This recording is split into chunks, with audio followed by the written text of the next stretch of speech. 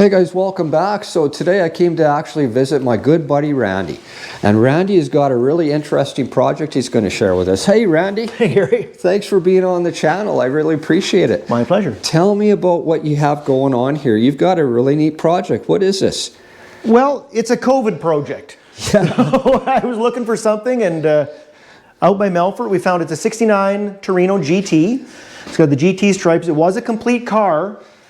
The interesting thing about this one is it's sat since 1971. So it's got 36,000 miles on the odometer. Oh, really? It's a low mile car too. Very low mile. And like I said, it was complete, other than the guy did pull the motor to see if it was stuck, and it was.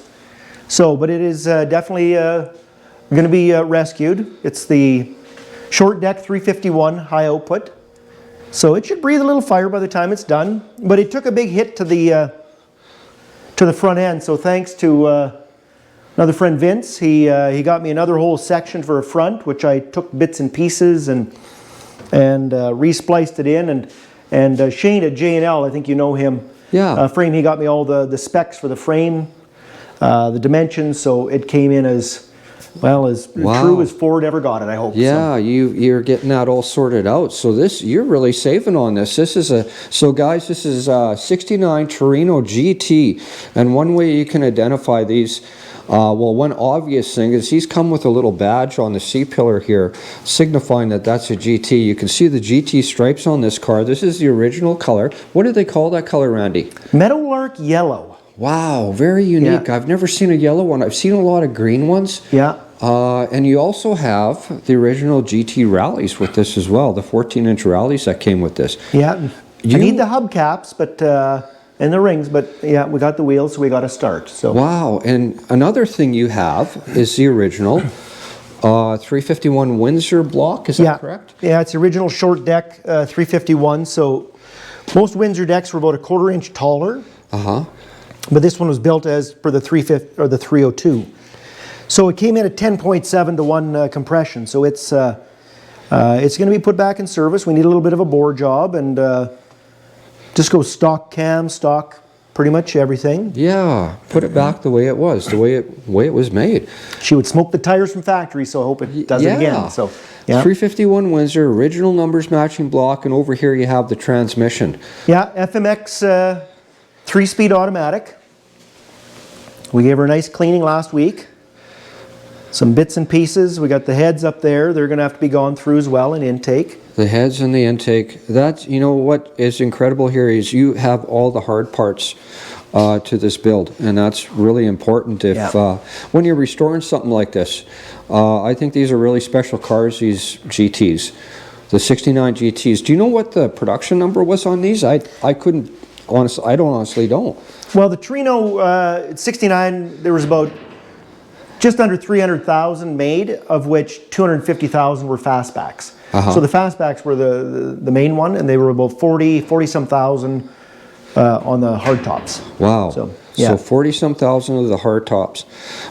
But I don't know that I've ever seen this particular color before. I don't know how unique this is. Do you know what? You know, I've never gotten it like a Marty report or anything like that on it, but we, yeah. So you're doing all the floor work. This is all done by yourself. Yeah. And I'm really impressed with your welding skills. You've done a nice job here. Well, take your time, and just did the floor toe boards, patched the front. They were actually not too bad, surprisingly, since the driver's window was out of it for decades. Yeah. Like I said, it sat since 71, so it, and we did manage to get the full, the rear ones. Perfect. So those went in nicely. And of course the floor supports, those have to be all new as well. Very, very cool. And like you said, this was a hit on here, so you had a lot of work in the front. Yeah. And all your front end is already done. All your upper and lower ball joints, control arms, bushings, tie rods, all that stuff is ready to go. Everything, all the cylinder. I'm not a real fan of the power steering. It's got a pretty convoluted hose system, but I think Corvette used the same system, and yeah, that's been on there for a long time. It has, since the early 50s. So went through the cylinders. Everything should be good now, but yeah. So all the inner structure had to be, well, I had a donor car for that. New rad support. These were twisted and bent all up, so we spliced that, replaced that one, and then welded it all back in once we figured out what was straight, I guess. Yeah, after you did your X measurements, got it all lined up. Exactly. Back together, new rad support. Yeah, I like this. This is, and it is going to go back this color again, is it not? I struggled because it's got the nugget gold interior, and to find some of these things, especially a green interior, manufacturers, well, again, it's COVID, right? They just, everything seems to be slowed up for, you can order black, red, white, but the green and... That's a tricky one? Yeah, it was a tricky one. So, but no, I think I'm going to go back to the yellow. I'm going to, I'm guessing, paint the hood probably a flat black. Oh, okay. So it's got the scoop on it, so it's got the factory scoop. It's not a functional scoop, it's more for decorative purposes. Yeah. But, so it's not the Ram Air one, but it does have that scoop on the hood. Yeah. And you have that. And I got all that, yeah. Wow. So. And these came with 9-inch Fords in them. Yeah. Right from the factory. I can show you guys that. Yeah, easy to see this one because there's not much left in the trunk. I guess I could see it partially through there. Yeah, they all came with Ford 9s, and that was a 323? It's a 3-to-1. 3-to-1? Okay. Yeah. Which would be nice. It'll be a nice driving diff. I mean, you can still, with the power this thing's going to put out. Yeah, that's a nice ratio. You'll be able to do some highway trips or whatever you want to do. 100K, and, or for the guys in the US, 60 mile an hour, pretty easy. Yeah.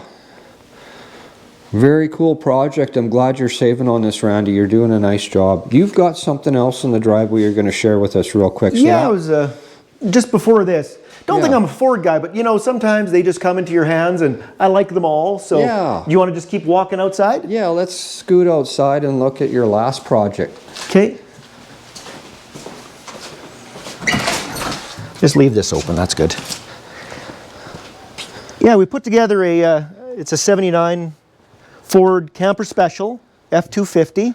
XLT. XLT. That's the one nice thing about the later years. They're a little more refined. You know, they got the nicer, plusher. Yeah, this is fancy. Even the headliner is... oh yeah, a nice pleated headliner. Yeah. I didn't notice that.